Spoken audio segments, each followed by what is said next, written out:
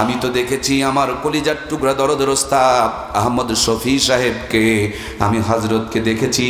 আরে আল্লাহর ওলিদের শুধু সম্মান বাড়ে না, কোরআনওয়ালাদের খালি ইজ্জত বাড়ে না, কোরআনওয়ালাদের জুতারও ইজ্জত বাড়ে।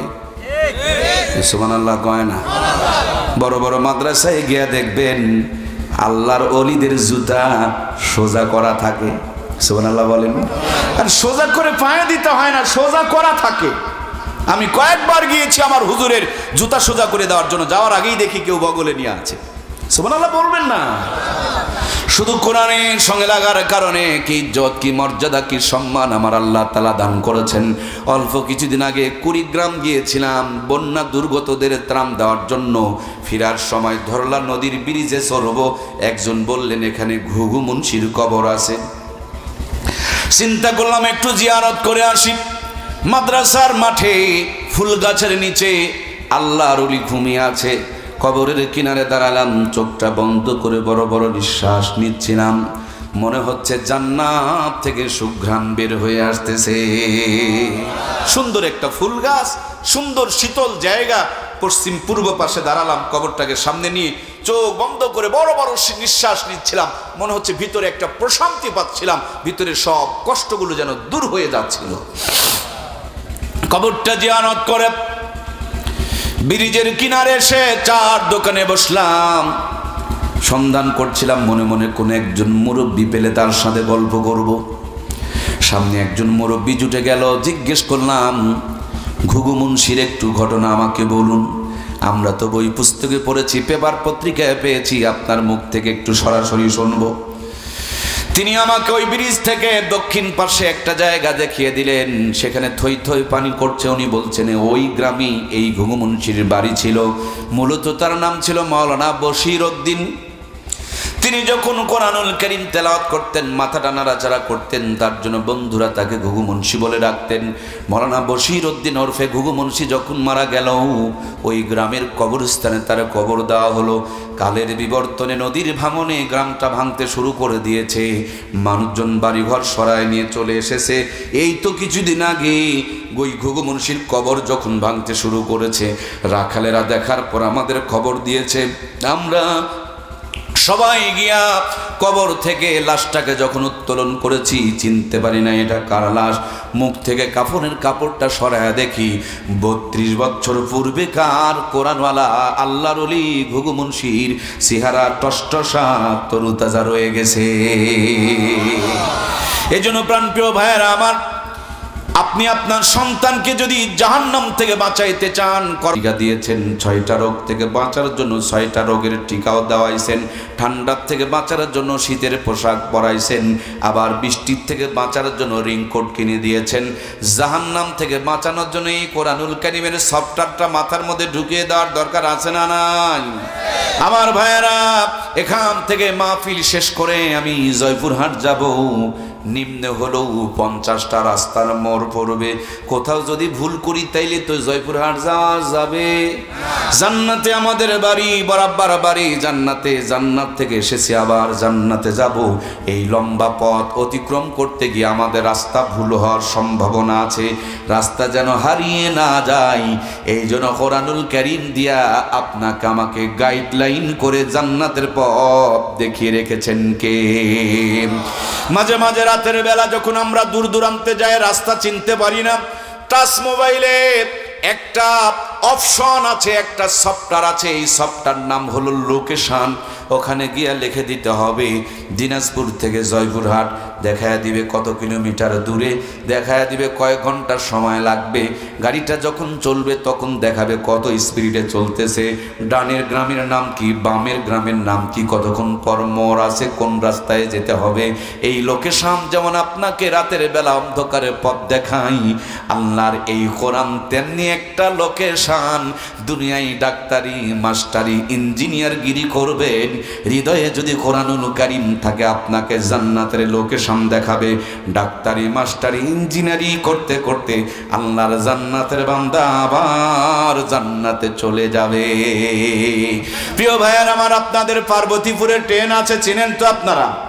আসার সময় ট্রেনের লাইন দেখলাম, সাইকেল চালানো বড় কঠিন, এদিক ওদিক পড়ে যেতে পারে, কিন্তু ট্রেন পড়ে যায় না। ট্রেনের লাইন হলো দুইটা, একবার যদি চড়তে পারেন ঢাকা আপনি পৌঁছে যাবেন।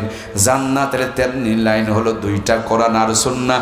একবার যদি আপনি আপনার সন্তানকে তুলে দিয়ে ঠেলা মারে দিতে পারেন, এই সন্তান দুনিয়ার সব কাজ করবে, নামাজ পড়বে, রোজা করবে, পর্দা করবে, হালাল খাবে, এর ভিতর দিয়ে আল্লাহর বান্দা জান্নাতে পৌঁছে যাবে।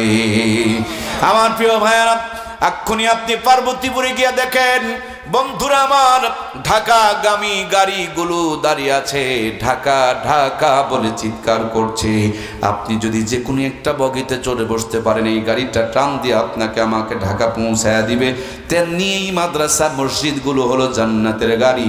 আল্লাহর কোন বান্দা কোন বান্দি যদি এই জান্নাতের গাড়ির সাথে নিজের জীবনের সম্পৃক্ততা রাখতে পারে, এই জান্নাতের গাড়ি কিয়ামতের দিন হযরত ইসরাফিল যখন সিংহায় ফুঁক দিবে, বড় বড় পাথর আর পাহাড়গুলো আসমানে উঠবে, কিন্তু মাদ্রাসা মসজিদগুলো ধ্বংস হবে না। মাদ্রাসা মসজিদ যারা বানিয়েছেন তাদেরকে বুকের মধ্যে তুলে নিয়ে এক টান দিয়া সোজা জান্নাতে পৌঁছায়া দিবে। জান্নাতের গেটে যাওয়া মাত্র একজন ঘোষক ঘোষণা করে বলবে, ইকরা ওয়ারাতিল কামা কুনতা তুরাতিল ফিদ দুনিয়া। ও আল্লাহর জান্নাতের বান্দা বান্দি, যেইভাবে দুনিয়াতে কোরআনুল কারীমের একটা একটা করে আয়াত পড়েছিলে, আজকে একটা একটা করে আয়াত পড়ো আর এক এক তালা বিশিষ্ট জান্নাত অর্জন করো। এই জন্য প্রিয় ভাইয়েরা আমার, মূল কথা এই কোরআনুল কারীম যেখানে যেমনে যেভাবে যার সাথে লেগেছে, সব জিনিসের মান বেড়ে গিয়েছে, সব কিছুর উপরে শান্তি এসে গিয়েছে। আমরা কি এই কোরআনের সঙ্গে জান্নাতে যেতে চাই? কারা কারা রাজি? আর একটা বারের জন্য দুইখানা হাত তুলে আমার আল্লাহকে দেখায়, লিল্লাহে তাকবীর। হাতগুলো আরেকটু করে নাড়া দেন, নাড়া দেন, লিল্লাহে তাকবীর। দুনিয়ার মুসলিম, দুনিয়ার মুসলিম,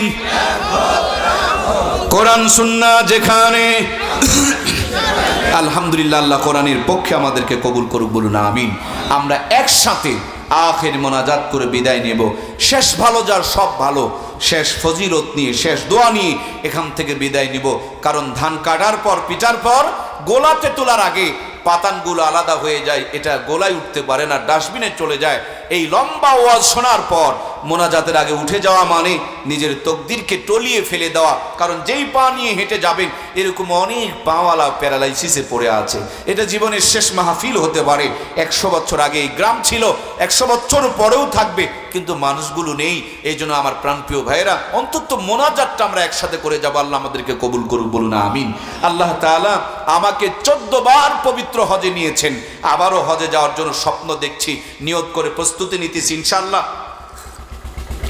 শত শতবার আল্লাহ তাবারক তাআলা উমরায় নিয়েছেন। আমি আমার বাইতুল্লাহ স্পর্শ করা হাতখানা নিয়ে আপনাদের সঙ্গে একসাথে একটু মোনাজাত করতে চাই। আমাকে কি এই সুযোগটা দেবেন তো? ইনশাআল্লাহ আমরা একসাথে মোনাজাত করে যাব। আমার প্রাণপ্রিয় ভাইয়েরা, সেজন্য যে কোরআনকে নিয়ে এতক্ষণ পর্যন্ত আলোচনা করছিলাম, কোরআনের পক্ষে নিজের হাতটাকে একটু সাক্ষী বানান, জমিনটাকে একটু সাক্ষী বানান, ময়দানটাকে একটু সাক্ষী বানান, এই রাতটাকে একটু জান্নাতের জন্য সাক্ষী বানান। আল্লাহ নবী বলেছেন, আল কোরআন ও হুজ্জাতুল্লাহ, এই কোরআন হলো আপনার আমার জন্য দলিল। কোরআন যেন আপনার আমার পক্ষে কিয়ামতের দিন দলিল হিসাবে সুপারিশ করে। আপনার ক্ষমতা অনুযায়ী আপনি সহযোগিতা করবেন। মাশাআল্লাহ, আমার ভাইয়েরা, রতনে রতনে চিনে, শুকুরে চিনে কচু। দেখবেন সন্তানকে নানুপুর মাদ্রাসায় দিয়েছেন, আলেমের বাবা হতে চলেছেন, সাথে প্রথম দানটা আমার হাতে এসে 500 টাকা করে গিয়েছেন। আল্লাহ 5000 কোটি টাকা আর বরকত দিয়ে দেখ, বলুন আমিন। আল্লাহর খাজানায় কি কম আছে? যে দেয় সে পায়, যে দেয় না সে পায় না। যদি জিজ্ঞেস করা হয় ছেলেদের চুল বড় না মেয়েদের চুল বড়, অনেকেই বলবেন মেয়েদের চুল বড়, আমি বলবো ছেলেদের চুল বড়। ছেলেদের প্রত্যেক মাসে 1 আঙ্গুল করে চুল কাটে, 12 মাসে 12 আঙ্গুল কাটে। যদি 70 বছর বাঁচে তাইলে কতগুলো কাটে? মেয়েদের চুল বাড়ার পর আর কাটে না, এই জন্য মা বোনদের চুল আর বাড়ে না। এই জন্য প্রিয় ভাইরা, দানটা হলো তেমন, যত দিবেন আল্লাহ তত দিবে। সুবহানাল্লাহ বলেন না? যত দেওয়া বন্ধ করবেন